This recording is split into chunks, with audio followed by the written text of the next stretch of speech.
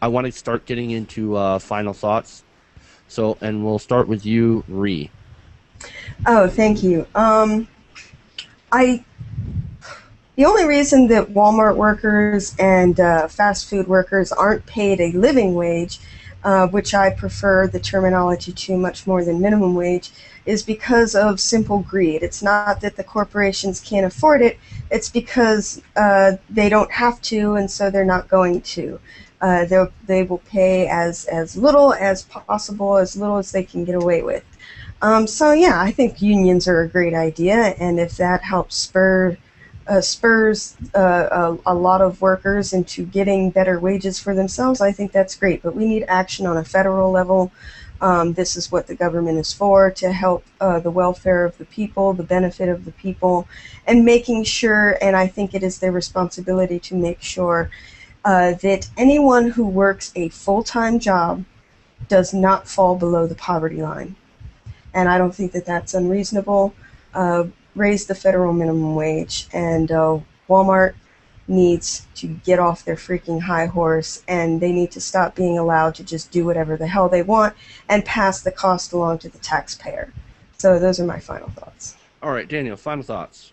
I think that they should actually put it up for a vote. I think it should actually, the government should not authoritatively say, I'm going to raise the minimum wage. No, I think it should be up for a vote. I think the American people should vote, put it on the ballot, and say, okay, I want the minimum wage should be raised to wherever the hell they're planning on raising it to, freaking 9 something or 12 something an hour.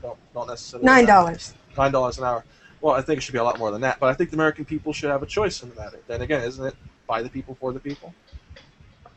All right. Sean, final thoughts. Well, I don't agree with Danny because I don't believe in that kind of democracy. I believe in a republic, but the way I feel is you have the right to negotiate in any way you want for your own wage. If you want to come together in a group and form a union and negotiate that way, that's perfectly fine. Just don't use the government to limit my way of negotiating for my wage.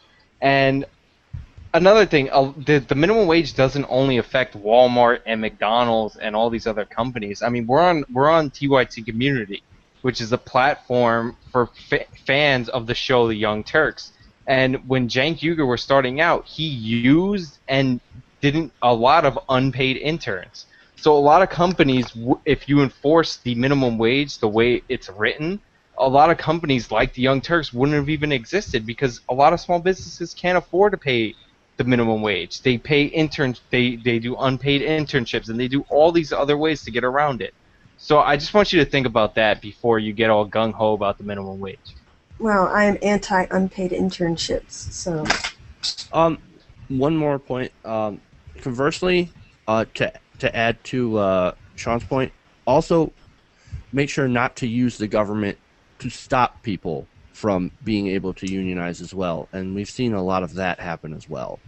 So I wanted to add that. Don't use the government to crush people's abilities to unionize. If we live in a republic too, why do we pretend to live in we live in a democracy? I mean, I'm waving a flag with 51 different states, different unionized states, when in reality it's like 51 different fucking countries.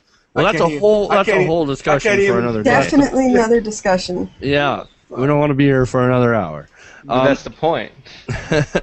Anyway, so I want to get to my final thoughts, and I just want to point out that the Walton family has a combined wealth greater than that of the bottom 40% of all Americans combined. That's a lot of wealth, okay? And yet they paid about a 19% tax rate in 2011. That was paid on a $24.4 billion in earnings. So I think increasing the standard of living for its workers will not only benefit the workers, but it will benefit Walmart and the economy at large. And that's going back to the whole Keynesian economic theory.